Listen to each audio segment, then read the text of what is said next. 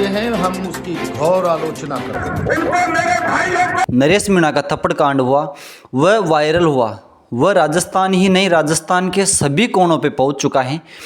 उसी थप्पड़ कांड को लेकर लगभग 60 से 70 लोगों को गिरफ्तारी हुई। उन 60 से 70 लोगों की गिरफ्तारी होने के बाद आज लगभग 65 दिन होने वाले हैं, लेकिन उनमें से नरेश मीणा को जमानत नहीं मिली है।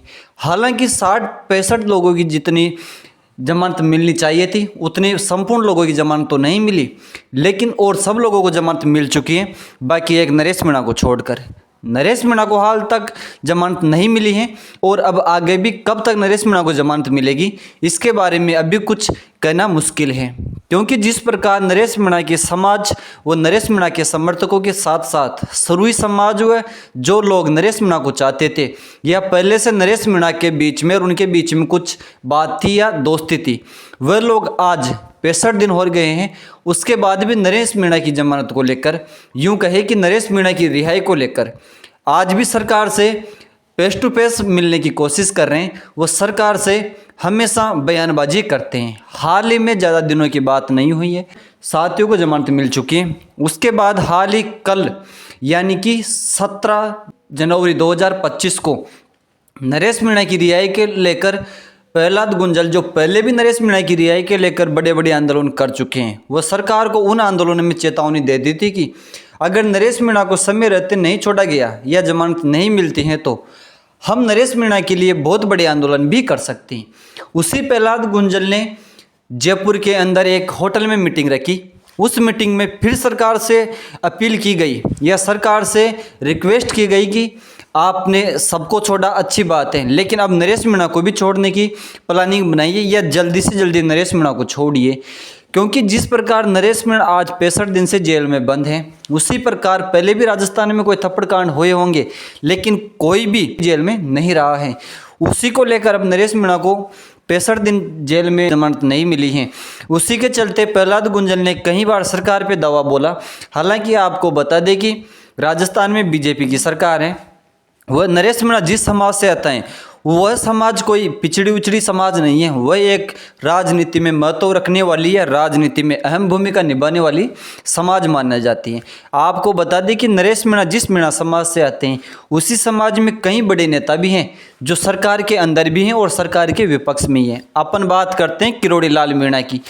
किरोड़ी लाल मीणा की बात करते हैं तो किरोड़ी लाल मीणा जिस प्रकार राजस्थान में बीजेपी सरकार है उसके अंदर ही किरोड़ी लाल मीणा एक बहुत बड़े मंत्री हैं। किरोड़ी लाल मीणा इतने बड़े मंत्री होने के बावजूद भी, इतने बड़े पद पे होने के बावजूद भी नरेश मीणा को नहीं छुड़वा पा रहे। आपको बता दें कि किरोड़ी लाल मीणा व नरेश मीणा के बीच में इतनी खासी दोस्ती थी या इतना खासा भाईचारा था जो चुनावों से पहले था, लेकिन अब जिस प्रकार नरेश मीणा का वो थप्पड़ कांड हो गया उसके बाद में नरेश मीणा पर जब कानूनी कार्रवाई होने लगी तो किरोड़ी लाल मीणा उसको पूछ तक नहीं रहे। आपको बता दें कि लोगों का मानना है कि जिस प्रकार किरोड़ी लाल मीणा मीणा समाज में अहम भूमिका निभाते हैं या मीणा समाज किरोड़ी लाल मीणा के लिए हमेशा तैयार रहती है, लेकिन नरेश मीणा को जेल होती है या नरेश मीणा का थप्पड़ कांड होता है तो किरोड़ी लाल मीणा कहाँ गए।